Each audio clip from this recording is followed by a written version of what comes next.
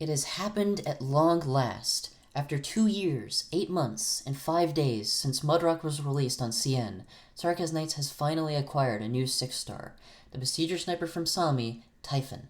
This video will focus on Typhon's importance for Sarkaz Only, so let's get straight to it. Bear in mind that this video assumes you already know Typhon's kit, but in the event that you don't, I'll be scrolling through it while I discuss.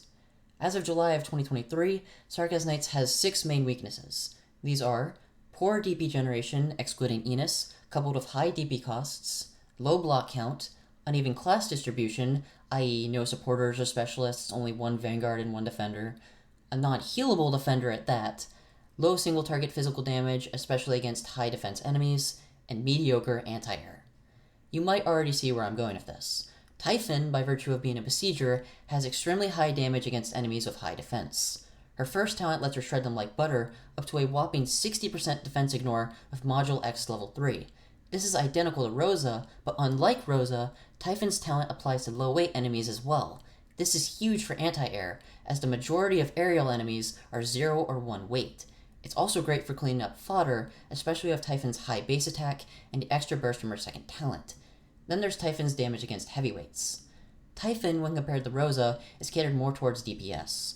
Her kit revolves around stunning tanky enemies and keeping them in her line of fire, so when combined with an operator like Mudrock, the pair can form a powerful blockade that shreds bulk and fodder alike. Mudrock holds enemies in place and shreds any with low defense, while Typhon whittles down bulkier units and interrupts their attacks. This combo is just as effective as it is versatile. If Mudrock needs to use skill 3, Typhon can keep faster enemies in Mudrock's slow field and reduce her vulnerability while her skill is on cooldown. Even if bulkier enemies leak through, Typhon's skill 3 can hunt them down for as long as necessary. Alternatively, Mudrock and Typhon can both AFK with skill 2, allowing the player to divert their attention to other lanes. One might argue that W can do the same thing, but keep in mind that W is weaker against high defense enemies, costs 5 more DP, and has a more infrequent stun-up time. This doesn't mean that Typhon is stronger than W though. In fact, W makes the duo into an even stronger trio, but adding even more fodder shred and stun-up time. W's second talent procs off Typhon's stuns, while Typhon's skill 3 targeting RNG is reduced due to having to deal with less obtrusive chaff. The absurdity could be further magnified by adding Meteorite and Ifrit, but you get the idea.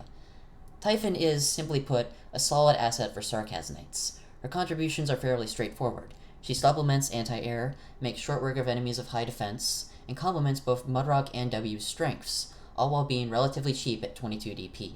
She has good uptime, wide range, utility, and even multi-target damage. Her skill 3 in particular is insane, doing tons of damage to most bosses, and her lock-on even persists through stairways. For all these reasons, as well as the simple fact that she isn't another medic, Typhon receives my stamp of approval. She may not be a silver bullet, especially when dealing with DP, but for what she contributes, she's remarkably good. Be sure to pull for her when you have the chance, because this girl is a lot stronger than she has any right to be. Let me know what you think about Typhon in the comments below. Do you like her kit?